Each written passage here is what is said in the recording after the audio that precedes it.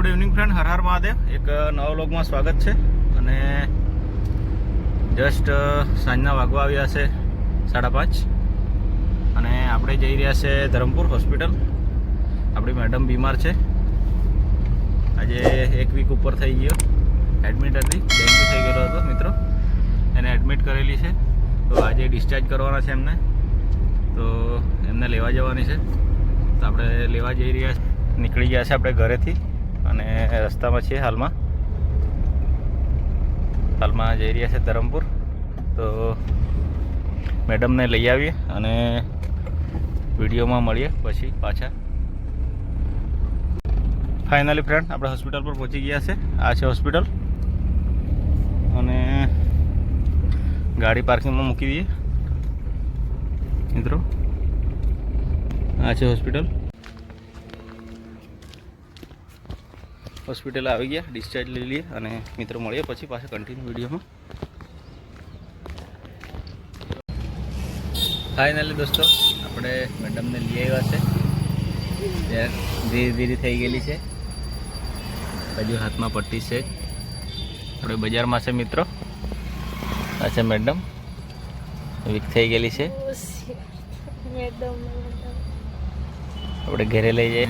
હારી થઈ ગઈ છે એટલે હારી થઈ ગઈ છે, હારી કરી લાગી આપણે ધીરે ધીરે. 1 વીક ઉપર થઈ ગયો હોસ્પિટલમાં. પૈસા બહુ ગયા છે, હારી થઈ ગઈ છે. પૈસા ગયા પણ હારી થઈ ગઈ છે મેડમ, એટલે વાંધો નહીં, પૈસા તો આપણે આવી જશે. અને જસ્ટ અહીંયા માર્કેટમાં ઊભા છે, થોડા કામ છે અને પછી જઈએ ઘરે. મિત્રો વિડીયોમાં જોડાયેલા રહેજો. ફાઇનલી દોસ્તો, આપણે લઈ આવ્યા છે. છે કોયરા અમારે. આ બાજુ છોટું સરકાર બી ગુસ્તો છે. બધું લઈ આવ્યા છે આપણે માર્કેટથી. ઉતારી લઈએ મેડમને.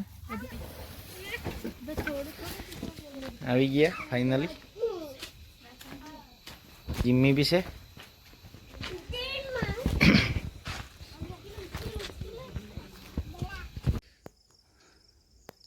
ગુડ ઇવનિંગ ફ્રેન્ડ, અને બ્લોગમાં કન્ટિન્યુ છે આપણે. તો જસ્ટ કાલે મેડમને હોસ્પિટલથી લઈ આવ્યો અને આપણે આવી ગયા છે આજે ખેતરે જોવા માટે. જુવાર આપણી કટિંગ થઈ ગયેલી, એમાં પાણી મૂકવાનું છે મિત્રો.